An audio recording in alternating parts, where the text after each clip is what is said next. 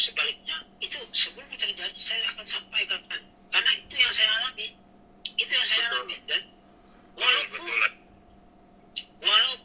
walaupun antara saya, Ananda Subari, Ananda Arif, Ananda Jim dan lainnya tidak berkomunikasi, tapi rasa itu tidak pernah bohong. Betul. Ada contohnya Ananda Arif atau Ananda Sumari mau telepon, begitu makanya pasti ada yang terhalang. Namanya Pak tolong, nah itu memang tapi niat itu sudah sampai. Ya, karena pengalaman ya. Bukannya motong Anda. Pengalaman Anda ya kayak orang musuhan kita berdua kalau dilihat secara apa dengan syariat tanpa diiringi dengan batin. Jadi kalau lagi mau, kalau lagi ini ya kayak orang musuhan. Kalau pernah ya Anda protes ya, mana ini suara Sumartin, saya mau berangkat Jakarta, ya orang belum diizinin, ya gimana? Kan ayah Anda yang ngajarin, ya belum ada perintah ya untuk telepon, ya jangan telepon dulu katanya. Jadi inilah yang saya beritahu, karena niat itu sudah sampai duluan. Betul. Itu niat itu tajam. Niat itu tajam. Ya, baik itu orang mulia jahat, baik tajam niat itu. Ini saya bilang tadi, kenapa saya sampaikan ke hari dan malam ini, supaya ke depan tadinya kita intens ini ya, intens, nanti dia bisa juga setahun 2 tahun, ya, jeda, artinya kita biasa aja. Nanti menjelang dua tahun lebih itu aktif lagi kita, berkumpul lah, itu sampai sekarang. Contoh kayak teman-teman saya tadinya aktif itu sekarang, nah sekarang kembali lagi aktif, nah itu sampai memang betul-betul kita tidak akan pernah putus, karena saya bilang tadi, karena niat itu mengantarkan kita untuk berjalan. Kenapa saya bilang kadang-kadang saya tahu, saya bilang begini, kalau orang itu sudah menemukan sesuatu, ya, ibarat bahasa gini, nah, kayak teman-teman ini kan baru, kalau kita bilang tuh ibarat kita pacaran, kalau baru jadi memang masalah. Yeah. Tapi kan dalam kemesraan itu kita akan mendapat satu pemahaman ini. Jadi apa maunya si laki-laki atau apa maunya si perempuan. Tetapi saya bilang tadi, ya kita ambil satu janji setia dalam hal berpacaran atau dalam hal menuntut ilmu. Janji setia itu bukan kepada saya, kepada Allah dan pada diri sendiri. Adapun saya hanya menyampaikan, tugas saya hanya menyampaikan. Saya bilang tadi, nah ke depan ini saya saya ingin memberikan suatu masukan bila diterima. Kan ini di Jakarta ada 4 orang, termasuk ada Sumartin, Arif, Pak Jimmy, Bedi. Nah itu sudah punya grup ini, dan nanti kalau ada pertemuan itu dikomunikasikan, walaupun tanpa saya harus tampil. Kenapa saya bicara gini? Supaya ke depan ada salah satu yang bisa tampil, ya, saya hanya dari belakang menambah aja, sebab niat saya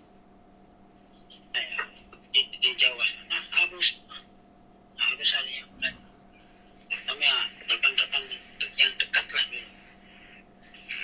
Itu pertama. Kedua, nanti kita kan setiap minggu mengadakan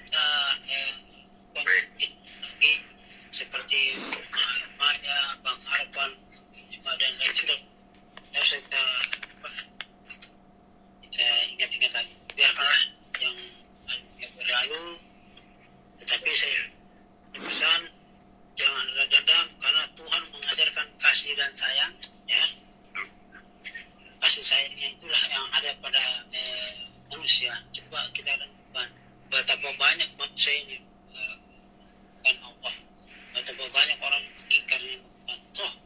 Tetapi Tuhan masih juga memberi kesempatan untuk kita tobat dan sadar. Ini yang harus kita ambil daripada ajaran Allah ini. Kita boleh bangga, memang belajar. Kita manusia bangga dalam arti kita dalam kejujuran itu, dalam arti kejujuran dan sebagainya. Kalau bila tidak tahu, katakan tidak tahu, itu yang lebih baik daripada tidak tahu mengaku tahu. Nah ini kalau saya berulang kali, saya tidak pernah mengajarkan demikian. Itu yang maksud saya. Kedua, apapun yang didapat kelebihan oleh teman-teman itu untuk motivasi diri kita. Tanamkan, kenapa dia bisa, saya tidak bisa. Yang saya pengalaman saya kan seperti tadi, banyak saya, kalau saya kumpul ya, ada sekitar 430 orang kalau berkumpul, bahkan sampai 100. Begitu saya datang, saya dikasih gelar. Datang, makan, minum, duduk. Itu aja. Saya di segelar M3. D1 M3. Tapi toh mereka berbicara tentang saya tidak akan kecewa. Saya cuma tanam kalian bisa, mungkin saya lebih bisa dari kalian. Alhamdulillah. Pada saat mereka datang, maka sampai saat ini pun mereka kalau ada kesulitan apa berdialog dengan saya. Toh, saya tidak akan pernah dengar. Dia akan pernah dengar. Tetapi beda dengan yang 3 hal tadi yang saya sebut, 3 orang yang beda. Karena mereka sudah mengatakan tidak percaya, ya oke, baik, itu urusan mereka. Tapi kalau mereka mau minta lagi kesempurnaan, saya tidak bisa. Cukup sekali, saya tidak sampai 2 kali. Cukup sekali saya menyampaikan. Itu sebentar. Nah, bagaimana teman-teman harus, dan saya minta kalian harus lebih dari saya. Kalian harus lebih dari saya. Itu saya inginkan dari kalian. Karena kalian punya potensi kalian masih muda, ya, masih muda. Mungkin saya 100 tahun lah baru bisa meninggalkan gitu. Nah, jadi dalam malam ini saya 90 dong, kan udah janji sama kan masih ingat hingga 7 bulan yang lalu 90 dong. Ananda 105 dong. Canda ini rekan-rekan. Kalau untuk berkehendak kan itu, kalau berkehendak itu saya bilang tadi. Tapi setiap kita merasakan dalam tubuh kita sendiri. Masa saya sudah 60, karena saya merasa usia masih yang 30-40. Maka orang sampai bingung perasaan saya. Nah, seperti rekan-rekan yang sudah ceritakan, saya bersyukur. Berarti anak semua ini peka dan memahami saya. Karena kenapa kalian bilang saya bilang peka? Karena kalian langsung praktek. Itu yang membuat saya kadang-kadang terharu. Sedangkan rekan-rekan saya yang ada yang ikut, yang sering kalian lihat di YouTube, di Facebook, itu jalan di tempat. Saya memberi motivasi kepada mereka, cuma sudah. Tapi saya sadar inilah jalan mereka. Tapi kan mereka tidak harus begitu semua. Pasti satu demi satu mulai bertanya, mulai memahami. Alhamdulillah saya bilang satu sudah. Nah ini saya bilang tadi, inilah kemurahan Allah Subhanahu Wa Taala terhadap kita. Dan saya bilang gini, besok kalau ada ini lagi saya masih mengumpul ini kitab yang saya fotokopi baru 2 yang sudah janji harus sempat itu supaya bisa dibaca baca untuk menambah wawasan. Iya. Tapi kalau saya garis bawah itu kan ini intinya supaya kita bisa. Ini satu kebenaran barusan Anda mau ucapkan kitab itu mau dikirim hari Sabtu. Anda sudah ditanggapin duluan. Ya. itu yang saya bilang tadi kepada Pak Dekan. Tolong nanti apa namanya saya lupa kebun nanas ya. Ya nanti Anda kirim Alamatnya nanti supaya cepat. Nah ini untuk motivasi diri kita, marilah kita banyak bersyukur Amin. kepada Rasulullah Sallallahu Alaihi Wasallam, karena beliaulah yang menghantarkan kita bisa memahami ilmu, karena beliaulah menghantarkan kita bisa mengartikan siapa Tuhan itu. Pesan saya, bila tahu Muhammad, taulah keberadaan Allah. Bila tahu keberadaan, taulah kedudukan Muhammad itu pada selanjutnya. Itu saya bilang. Selanjutnya mungkin Pak Wang mau bertanya lagi, karena dan saya tuh saja, saya mau biar tiap malam mau berdialog, saya tidak ada bosannya. Tidak. Sudah terbukti. Ya, saya tidak ada bosan, kecuali saya mungkin agak jauh dari HP, nah itu agak lambat saya angkat. Nah, karena saya ini mohon maaf ini malam Jumat ini kan, nah kalau di sini yang pernah saya cerita kepada anak Arif, kepada semua itu, wow, saya kan secara batiniah menjaga juga keamanan lingkungan sini dari serangan-serangan orang yang Paham. Iya. Waktu saya agak naik sedikit. Nah, itu yang dan sekarang di lingkungan heboh, ribut tuh kaget mereka. Kok Pak Karman dia bilang sebulan udah kelihatan, tapi saya kan tidak pernah ngomong, saya diam aja. Baru mereka ngomong begini itu, saya bilang begini Bu, saya bilang begini, kalau orang banyak duit pasti kelihatan. Iya. Tapi kalau orang banyak ilmu pasti tidak kelihatan. Saya bilang. Setuju. Nah, itu saya bilang tadi. Kalau saya prinsip begini, semakin padi berisi semakin tunduk. Iya. Itu saya bilang. Inilah saya bilang sama alhamdulillah orang-orang kampung sini sampai ngomong kalau tahu ya sama bapak aja ya sudah bapak sebelah kali. Dan ini memang rekan-rekan baru aja berapa malam saya lihat, baru saya tiba di Balikpapan, sudah ada kejadian, cuma saya ketawa aja. Saya bilang saya bilang tadi. Dan satu berkesan perjalanan saya dari Balikpapan, Makassar,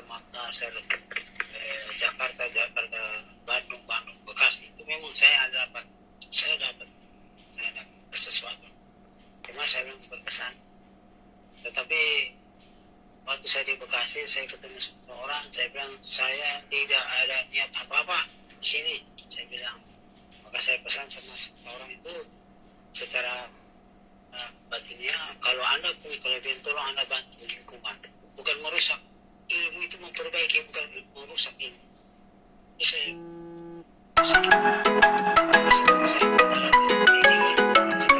karena mengantuk, padahal saya tidak ngantuk, saya berkomunikasi. Karena di kilo 78 sampai ke sana itu memang ada orang-orang kampung yang belajar ilmu untuk kesaktian, tapi orang lain yang jadi korban.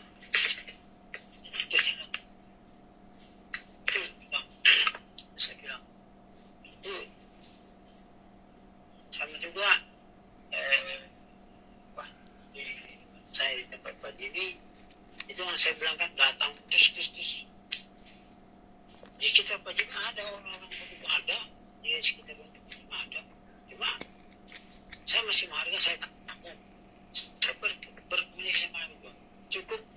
kali kamu perlihatkan, saya tidak mau melihat ketiga kali. Kalau ketiga kali kamu masih memperlihatkan, itu salah, berarti kamu menantang. Saya di situ sudah dengan sopan, sudah menghargai dulu. Tapi kalau kalian masih baik sama saya, yang kalian hadap bukan bukan Sang Maha Ilmu.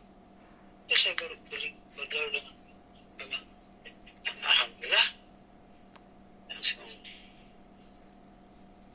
Tapi saya tahu, kalau seperti itu saya bilang, inilah yang maksud saya. Kalian akan apa yang saya rasakan, kalian juga akan merasakan. Apa yang saya dapat, kalian juga akan dapat. Saya bilang, memang ketajaman mata batin itu tidak bisa disanggah nanti. Tapi ilmu marifat ini bukan belajar ilmu kebatin, beda ya. Ilmu kebatinnya beda. Betul. Kalau ilmu kebatin ini ada 4 unsur, dia ada arah utara, selatan, timur, barat tuh. Kalau ini kepekaan, karena itu sebelah tadi yang mengabarkan. Tapi itu alam sekeliling kita yang mengabarkan. Contoh gini nak. Contoh waktu saya mau pulang ke Balikpapan ini, naik kapal feri sama saudara daerah Dua, masuk masa 5 itu kan gelombang besar, sudah itu gelombang besar, angin kencang, hujan badai. Dan lihat dari itu besaran sampai nahkoda itu mengatakan kepada penumpang dan para sopir, tolong periksa kendaraan yang bawa jadi dirapot. Tapi begitu saya masuk, alam itu mengabarkan, ini kamu kamu yang bisa, kamu berkomunikasi supaya perjalanan ini lurus saya. Wah, dengan terlalu pendek pakai pos utang itu. Ada satu itu, tanpa saya sadar saya bacakan. Saya nggak assalamualaikum ya, ayo. Nabi, balik. Apa dia sendiri?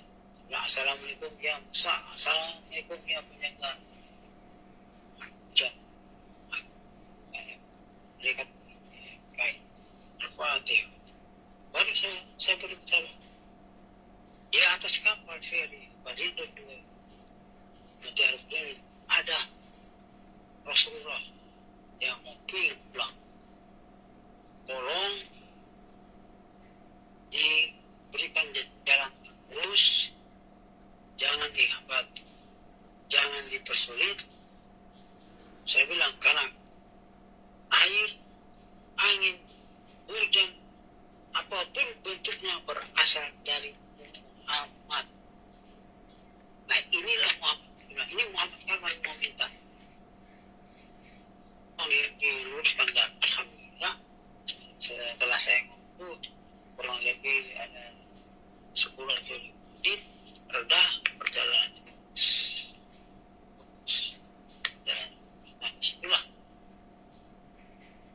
kebetulan juga saya bilang ada orang kan di depan kapal itu ada kaca bisa kalau ada ruang kapal tapi ada kaca menghadap ke depan.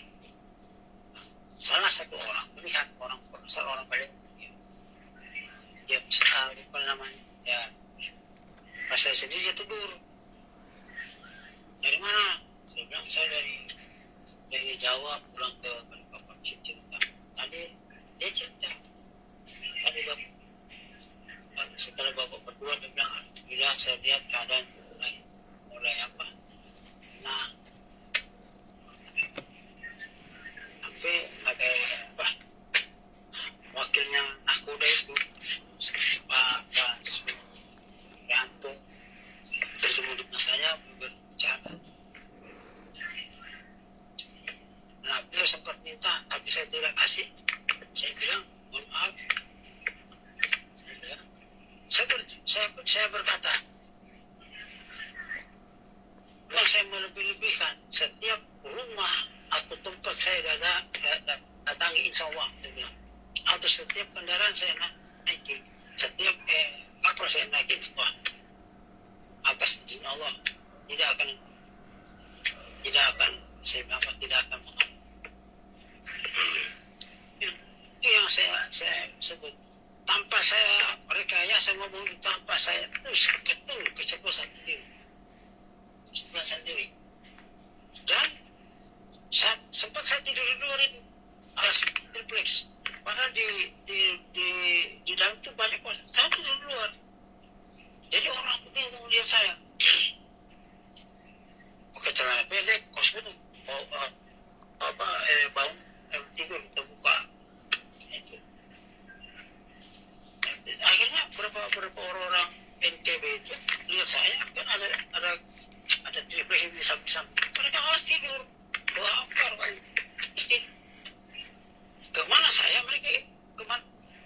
mereka tanya. Ya, saya cerita. Saya di Jakarta tempat Pak Jimmy, di Bandung saya tempat Bedi, di Bekasi saya tempat Pak Arif, di Tangerang saya anak Semarin, saya sampai cerita kepada mereka pengalaman saya berjalan, sehingga saya bilang sempat mereka minta nomor tapi lupa juga saya kasih. Saya bilang, nah ini apa bukti? Saya bilang tadi bahwa Tuhan itu sudah masuk ke sendi-sendi kehidupan pada manusia. Iya. Ibarat bahasa, Tuhan itu jangan dicari. Tuhan dipahami dan dimaknai dalam diri. Iya. Nah, apabila dia sudah mengenai dan dipahami, akan dia tahu. Jangan berbicara tentang Tuhan, belum mengadakan perjumpaan dengan Tuhan. Jangan berbicara dengan Muhammad, belum kita mengadakan pertemuan dengan. Jangan berbicarakan tentang Allah kalau kita tidak bisa mengartikan adab-adab Allah. Ini yang kadang-kadang saya sampaikan ke teman-teman yang berkorban. Intinya saya bilang tadi, ya, intinya kalau kita sudah tahu itu, kalau kita sudah tahu, Allah tahulah keberadaan Muhammad. Ini yang saya bilang tadi. Nah, kalau kita sudah mengadakan perjumpaan dengan Allah, mengadakan perjumpaan dengan Allah, berarti kodrat dan iradat sudah berlaku pada manusia ini. Maka saya bilang tadi, hati-hati berbicara, karena mau tak mau kodrat dan iradat akan berlaku pada diri kita. Kan berlaku. Jujur saya bilang, kita ini sudah ibarat bahasa itu, baru saya bukan usuli, itu kan kedudukan para wali Allah itu. Arti usul itu kedudukan para wali Allah. Usuli, kekal hidupku dalam jabatan, itu kan kedudukan di tingkat makam wali Allah ya. Iya. Maka saya bilang, banyak orang ingin menjadi wali Allah, tetapi Allah lah wali saya. Saking ini, banyak orang ingin menjadi wali Allah, tapi Allah menjadi wali. Kalau orang baru mendengar, saya kan karena sombong, tidak mau mengalah. Kenapa saya bilang begitu? Itu motivasi saya. Kalau Allah sudah menjadi wali saya, artinya saya harus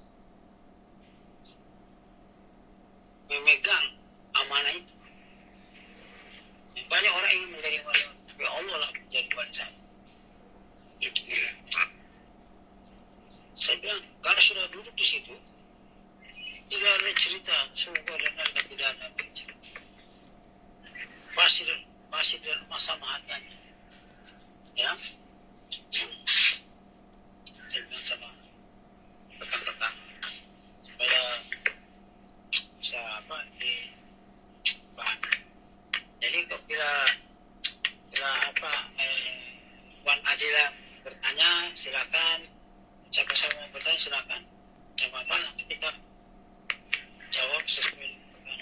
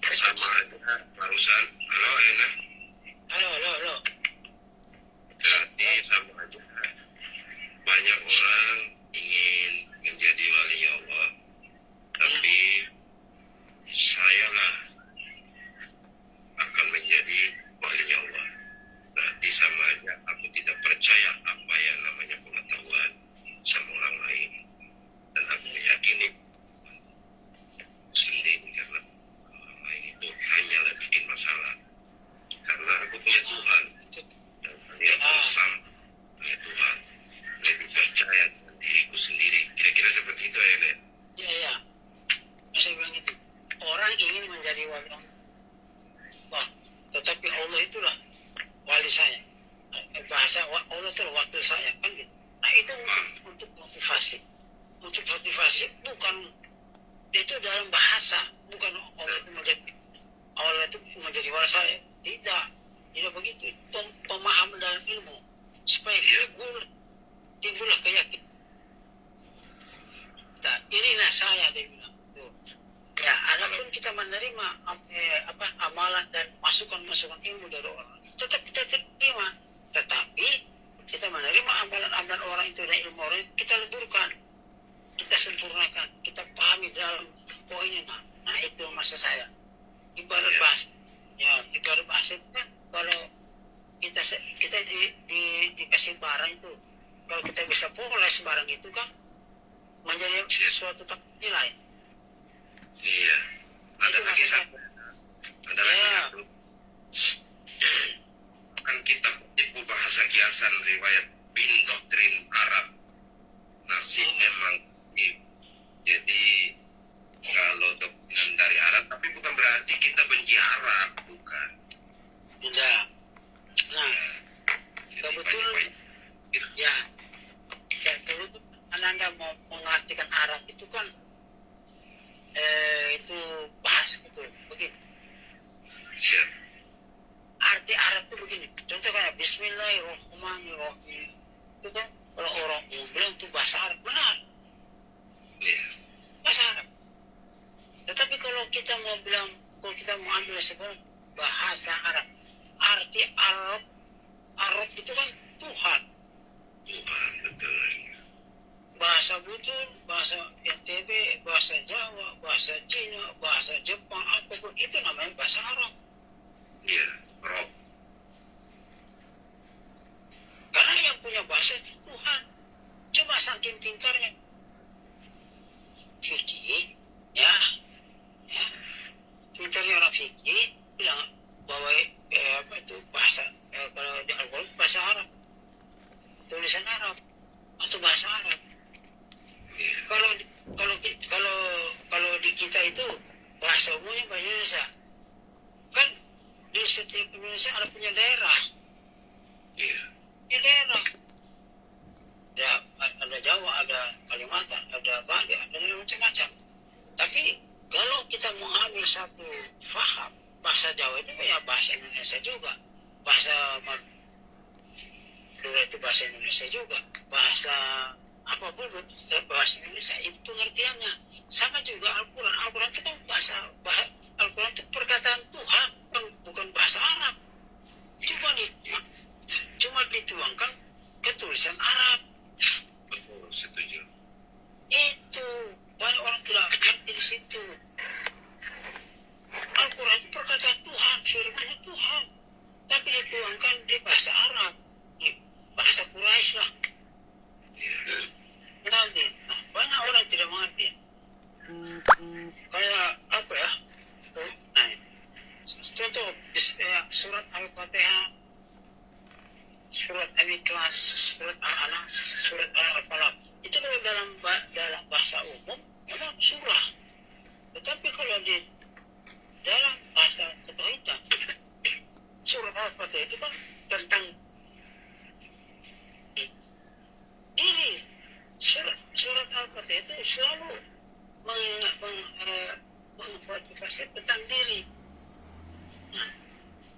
Tentang diri.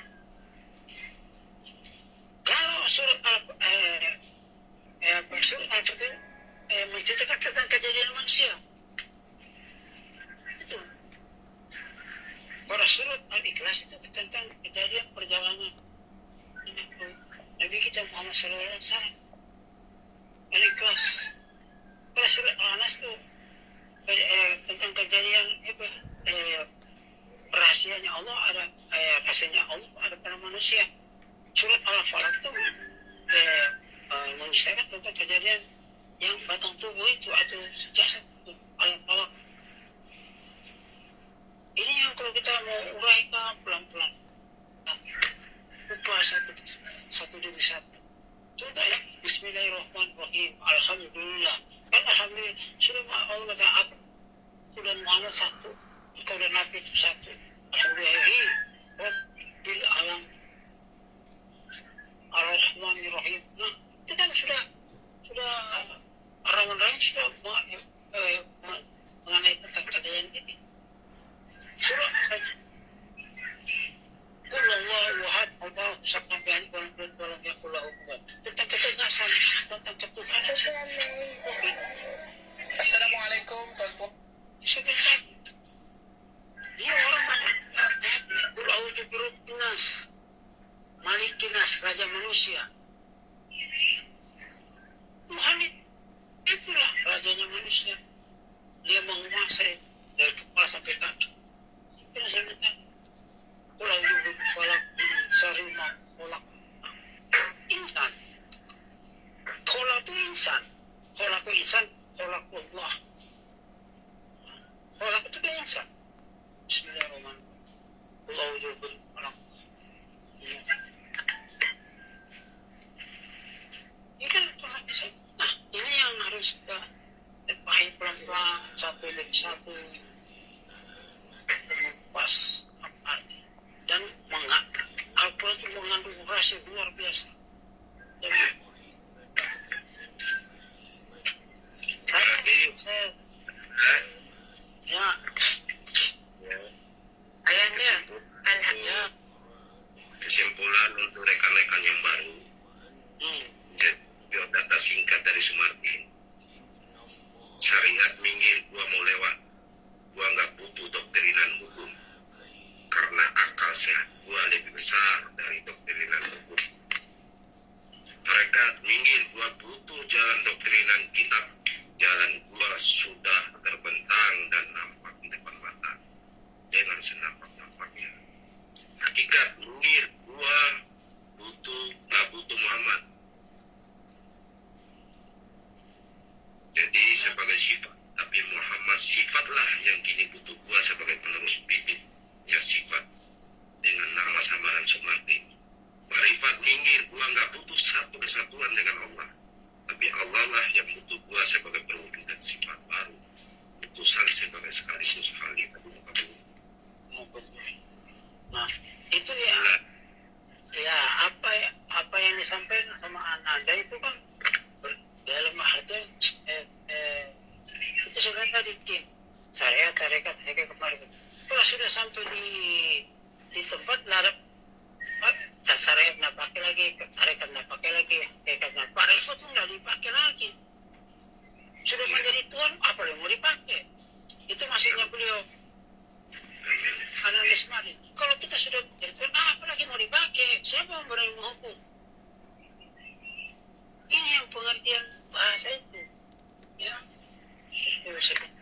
Kalau kita ini yang sudah belajar di tingkat kemarifatan, itu hukum nggak berlaku lagi sudah.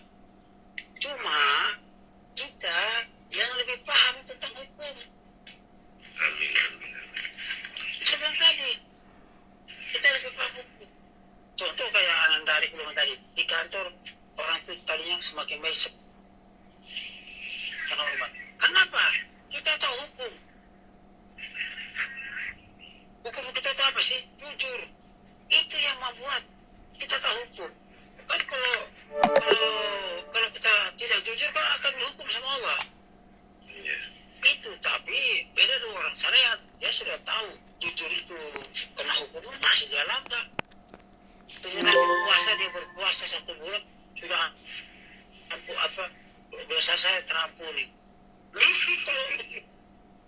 Kalau begitu ngapain lagi kita beribadah siang dan malam? Tunggu setahun orang dosa-dosa yang lalu akan diampuni. Nah ini orang tidak paham di situ. Kelebihan kita diberi sama Allah Subhanahu Wa Taala kita. Satu, kita diberi kepribadian yang baik. Santun kalau orang bicara. Dan orang itu juga segan sama kita, menghargai kita. Nah, kalau orang itu menghargai kita, sama juga dia menghargai Allah Subhanahu Wa Taala, sama juga dia menghargai dirinya sendiri, sama juga dia menghargai orang tuanya. Ini yang satu pandangan 3 hal yang dia dapat. Iya. Kenapa? Secara tidak. Ya. Ya. Karena inti sari daripada sebuah keilmuan itu bakti kepada baik ibu dan bapak berikut guru. Ya, dengan anak-anak hari belajar dengan ilmu yang saya sampaikan secara langsung ataupun tidak langsung, anak-anak arif di kantor itu sudah mengajarkan adab, sudah mengajarkan sopan santun terhadap orang. Amin. Itu yang kadang-kadang kita tidak sadar situ, tidak sadar. Seperti anak orang di kantor tadinya orang itu semakin baik dan semakin hormat. Berarti kan secara langsung ataupun tidak langsung anak-anak arif itu sudah mengajarkan orang itu sopan gitu lah. Nah, nanti mereka mulai bertanya, mereka akan bertanya sama beliau tuh, Pak Arif, saya lihat Pak Arif, nah, tidak ada beban, apa amarahnya? Nah, pasti orang lain di situ. Kalau orang lain bertanya begitu, kita arahkan. Kalau mau, coba datang. Ya, coba kita jikir, dengarkan uraian dari seorang teman saya, Arman. Nah, itu dengan mereka melihat kita dengan sopan dan santun, mereka akan pasti membuat mereka perhatian, pasti mereka akan bertanya. Nah, inilah yang saya bilang tadi. Karena kita ini kan Islam selamat membawa rahmatan lil alamin. Itu yang kadang-kadang kita tidak sadar. Umat Islam itu jangan seperti orang-orang yang di parlemen, di luar, berdebat, ujung-ujung sama-sama tidak tahu. Ini cerita terjadi perdebatan antara Muhammadiyah dan NU. Terjadi perdebatan antara Muhammadiyah dan segala macam tokoh-tokoh agama. Hadirlah malaikat. Terjadi perdebatan dari mereka sama malaikat berbisik. Ini sama-sama stres. Sama-sama stres. Satu tidak tahu, satu tidak tahu, mengaku tahu akhirnya jadi begini. Ya, kita boleh fanatik, tapi fanatik itu jangan meruntuhkan keyakinan kita. Karena fanatik itu ada dua. Bahkan ada tiga fanatik. Satu, dia melihat figur. Kedua, dia melihat detail.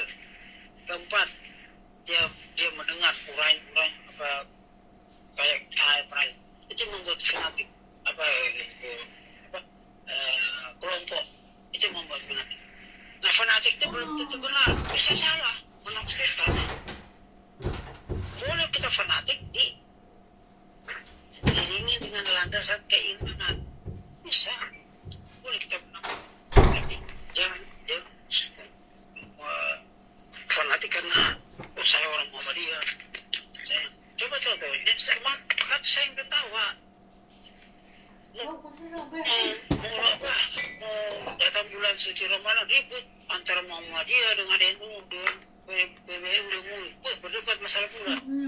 Kan padahal untuk orang jenis semua loh, ya orang jenis semua sudah pakai alat sudah bisa canggih. Satu bilang melihat, satu bilang tidak. Ya kan? Tapi kalau orang bertauhid paham, yang melihat tuh manusia, yang melihat tuh Allah, yang tidak bisa melihat itu manusia. Cuma satukan itu. Oh ya, tentukan satu salam ini. Ini enggak. Ya kan? Nanti sudah besar, sudah besar. Langsung ya. Ini contoh. Ini 2003 ya, nanti lebaran. Bisa ingat saya ngomong 2003. Kalau bulan saya bisa pasti sekitar 45. Tapi jatuhnya hari Jumat sama Kamis. Jauh-jauhnya saya sudah ngomong. Jatuhnya hari Kamis. Coba lihat. Kalau orang sudah paham sampai ke sana. Ini saya bilang tadi gini. Makanya saya bingung. Dan dalam arti tawa lucu. Nanti ada yang lebih dulu sholat id, ada yang ke belakang. Nah, inilah saya bilang tadi, pemahaman itu bisa membuat kita salah. Kalau tidak dilandasi dengan rasa keimanan, dengan satu kesatuan, ya itu Nabi kita Muhammad Sallallahu Alaihi Wasallam. Lalu orang juga mengatakan, oh itu kan ajaran Nabi Muhammad itu ya. Secara langsung ataupun tidak langsung, orang-orang begitu, itulah yang sebenarnya dan tanda kutip bisa membuat Nabi Muhammad jadi tidak sifat kepada orang. Itu coba renungkan. Sholat tarawih pun ada ribut, ada yang 8 rakaat, ada yang 3 rakaat. Yang ribut dengan dalil bermacam-macam. Nah ini kalau kita orang berdoa itu enak, tidak pusing itu. Semua itu kan apa yang kita perbuat di muka bumi kan sirna. Yang tidak sirna itu satu cuma sadar iman kita kepada Allah Subhanahu Wa Taala dan pengenalan diri. Itu yang membuat kita tidak pusing. Benar, itulah kita ini secara tidak langsung mengajarkan orang secara gerak tubuh mengajarkan orang, tapi kita tidak sadar. Itu pertama. Kedua, ada Sumadin, Arif, Jimmy itu kan sudah menjadi guru. Pertama harus menjadi guru pada diri sendiri dulu. Itu yang saya utarakan. Adapun malam ini saya berbicara mengajarkan diri saya sendiri. Barulah rekan-rekan mendengarkan. Itu saya bilang tadi, sering saya singgung, jujurlah pada diri. Masalah saya dulu, umpama saya pernah maling, orang yang itu kan masa lalu itu, urusan saya Allah Subhanahu Wa Taala. Ya, sebelum apapun kalau kita memohon ampun kepada Allah, Allah akan mengampuni. Karena dia mengatakan, saya katakan, sebab manusia itu harus dikenal arti dosa dulu, arti sangat, dan dia tahu arti kebenaran. Contoh kayak Nabi Adam dan sejauh mana sih dia benar ya? Tiba-tiba berubah sebuah dia sadar, oh ya benar. Nah dari kesalahan itulah Nabi Adam dan sejauh belajar sehingga sebenarnya bisa. Nah ini yang saya bilang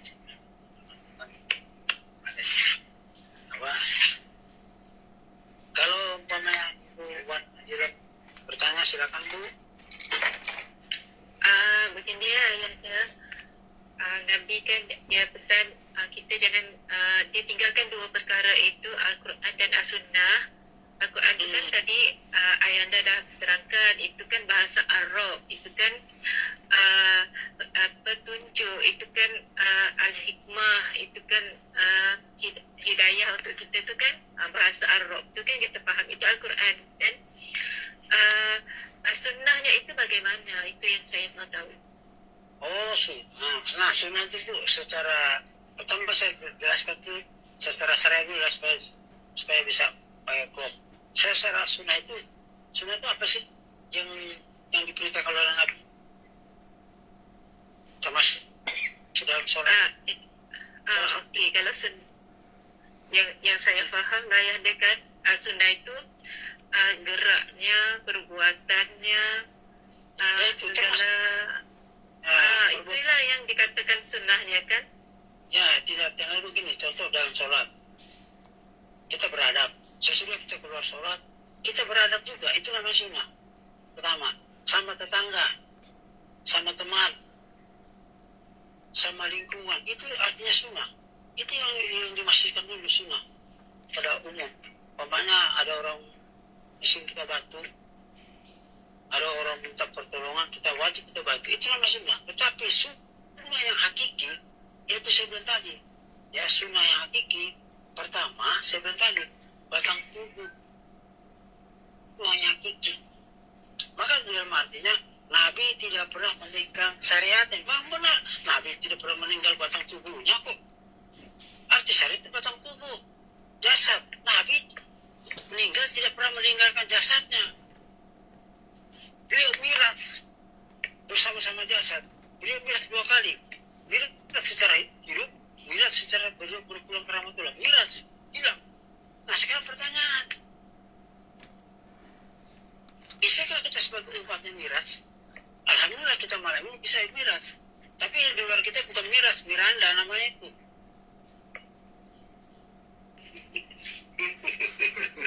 Jadi apalagi Miranda. Miranda. Nah ini yang saya bilang hati-hati. Nah kenapa saya mau ngomong begini? Supaya Ibu Wan Adilah mengerti. Intinya sunnah pada batang tubuh kita itu di apa sunnah itu tuh umpamanya kita berlaku adab kepada batang tubuh dulu, baru kita berlaku adab kepada orang lain.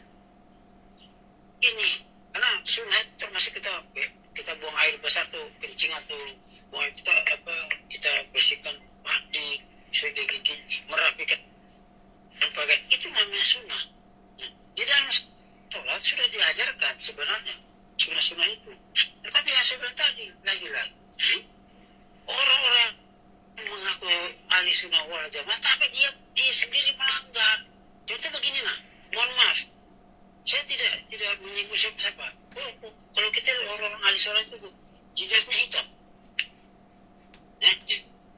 jidatnya hitam, dia kalau bicara luar biasa, tapi sesuaikan dengan sunnah Rasulullah. Belum tentu. Karena salah satu sunnah yang paling kita kagumi adalah perkataan beliau. Ya, hebat beliau. 4 sahabat beliau datang memberi masukan, tetap beliau membenarkan semua kok. Saya tidak pernah Nabi kita menyalahkan kepada sahabat, bahkan kepada agama lain, tak pernah Nabi menyalahkan. Ya? Tidak melakukan amal mengatakan lakum dinukum hari ini. Apa yang kau percaya untukmu dan apa yang saya percaya untukku. Itu di situ orang musik mengakui bahwa seorang pemimpin yang bijaksana. Nah sekarang kita mengaku Ahlussunnah wal Jamaah. Ini saya bertanya. Saya tidak misalnya umpamanya Anda semadi atau dan niat dari kau nanti saya sudah rumah saya kurang lebih dari dasar bawah tanah itu kurang lebih sekitar tingginya 20 meter lah kalau pakai tangga. Nah, dari rumah saya ke Masjid Hasan sekitar 30 atau 40 meter. Ya, nah, apalagi kalau mau ajan itu, saya menjahit itu. Kadang-kadang entah bagaimana saya keluar, orang pergi ke masjid, saya keluar ke warung minum kopi. Satu ketika saya lihat, memang dinampakkan sama Allah Subhanahu Wa Taala. Saya lihat, astagfirullahaladzim, saya lihat raut wajah manusia itu bentuk kepalanya beda tapi badannya manusia. Hanya 3 orang yang saya lihat, anak kecil, murni memang orang manusia. Lain dari itu saya bilang ada yang kepala anjing, kepala babi, aib dan lain. Itu sempat saya percayakan sama guru bilang luar biasa. Sudah ini. Nah ini saya bilang apa ada yang saya ngomong. Nah, itu kenapa saya bilang saya keluar itu bahkan saya diam aja. Nah, berapa kemudian saya sholat subuh, tanpa saya sadar habis sholat subuh tidak ada sholat sunnah, saya laksanakan sholat sunnah 2 rakaat. Dan saya dipanggil sama orang pegawai masjid. Saya dinasihat, bahkan mereka mengatakan jangan guru Pak Karman setan. Nah, kalau orang ngomong begitu sesuaikan dengan sunnah. Tidak. Kalau tidak sesuai dengan sunnah, ada orang membuat kesalahan itu baik. Bahkan tadi sholat kalau subuh tidak ada sholat, yang kali jangan berbuat. Nah itu kan sesuai dengan sunnah kita belum. Itu bukan baik. Jangan Pak Karman juga apa namanya? Guru setan. Begitu kita bilang guru setan duduklah di kultur. Kuliah saya bertanya satu persatu, tidak bisa menjawab. Saya balik, jangan-jangan kalian udah banyak setan. Assalamualaikum, bilang saya pulang. Saya memanas. Tadi kalian mengatakan saya ini jangan-jangan guru saya setan. Setelah saya tanya, kalian tidak bisa menjawab. Jangan-jangan kalian bapaknya setan. Saya bilang, ini yang saya alami. Saya bilang sama tapi tanpa tahun mereka itu yang tinggal sama saya, saya mau merapat, tanya ininya. Dari mana kang? Saya bilang dari tadi. Saya jawab aja. Sering guyup. Misi apa? Ya, misi cari duit. Saya bilang, jawab apa dan? Padahal saya sembunyikan. Ada yang boleh. Ya, apa kamu dari Jawa? Itu habis misi agama aja. Barulah orang tahu sih. Saya bilang tadi. Bayangkan saya tinggal di Gotong Royong ada 15 tahun. Satu pun orang tuh. Bahwa saya kalau bukan karena Hasan dan Joko, orang sih tidak tahu.